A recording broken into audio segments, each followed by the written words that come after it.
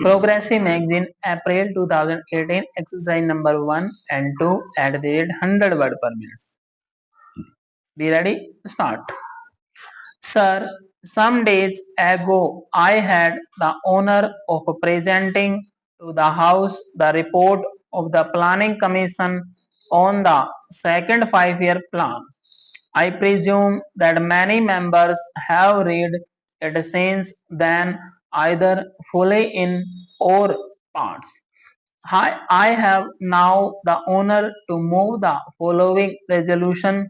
This House records its great general approval of the principles, objectives, and programs of development contained in the second 5-year plan as prepared by the Planning Commission.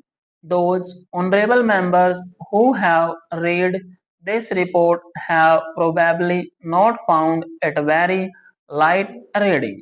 A report of this type can hardly be termed light reading, although I believe there are many parts of it which are existing reading. Few of us can say that we agree with every single word in this report and with every single proposal.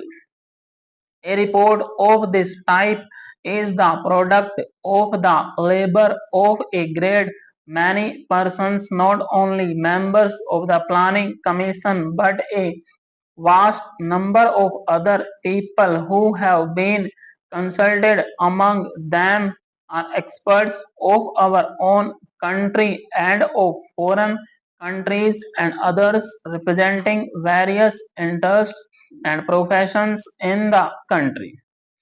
As with all joint products, there is an attempt to meet different viewpoints. I hope this House will view the report as a whole, keeping in mind the unity of approach, objectives, methods, and principles underlying it, and not so much the details. It is open, of course, to any honorable members to criticize or to make suggestions in regard to any part of the report, whether it be principles or details. But I submit that the important thing is to get hold of the main principles. I propose therefore to deal with the broad principles only. The subject of this report is obviously not only of the highest importance but something that produces in me very great excitement. It is an existing subject because it deals with the future of 316 millions of people. To some extent, that future will affect the future of other countries and even of the rest of the world. It is therefore becomes an enthralling and exciting subject. We are engaged in the shaping of the future of India. Surely there could be few subjects more exciting than this. It is therefore with a sense of the burden of history that I face this problem. It is also with a great sense of humility because, however great and however competent we may consider ourselves, we are small in relation to this mighty theme of building up our country and taking its millions of people forward during the next 5 years. These 5 years are only some kind of a period that we fix for our convenience because there are no isolated periods in the march of a nation. It is a continuous march. We must really think in terms of even longer periods and in terms of several 5-year plans. This is the second. Nobody thinks that at the end of the second plan we shall have been at the end of our journey. There is no journeys, and when a nation is marching, leaving out the ultimate ends, even such a goal as we envisage the objective of a socialist pattern of society is not going to be achieved at the end of the first 5 year plan or the second. It may require 3 or 4 5 year plan periods because before we can say with some confidence that we have very largely achieved it. Therefore, we must keep this large perspective in view.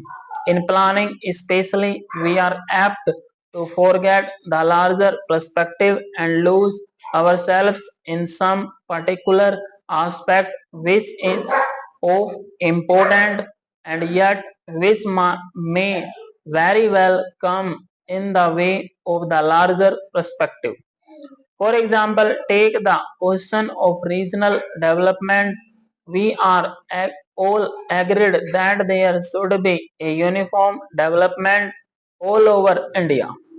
We are all agreed that disparities not only as between individuals in regard to income, but as between the various areas in India should be removed, that there should be equality of growth and opportunity all over India. But if we start applying that principle regardless of the other objectives and perspectives, we may spoil the whole plan. We may not have very much to give to any region. Therefore, in looking at the 5 year plan, we have to think really of several 5 year plans. That is why it is becoming more and more important that we should, in addition to the period we are dealing with, have a longer perspective in view. The second 5 year plan necessarily deals with what might be called material objectives. They are very important because it is on the basis of certain material achievements that we can build other achievements. The plan deals to some extent, no doubt, with culture and like matters. Nevertheless, it confines itself chiefly to material advance. That does not mean that we attach no importance to other aspects. Stop.